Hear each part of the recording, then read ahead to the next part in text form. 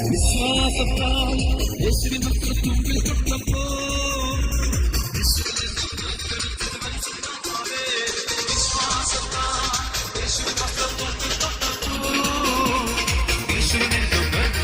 പരിശുദ്ധാത്മാവേ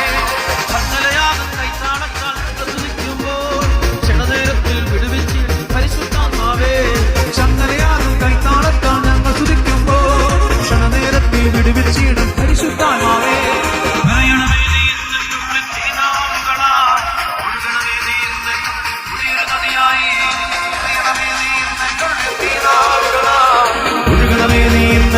പുതിയൊരു നദിയായി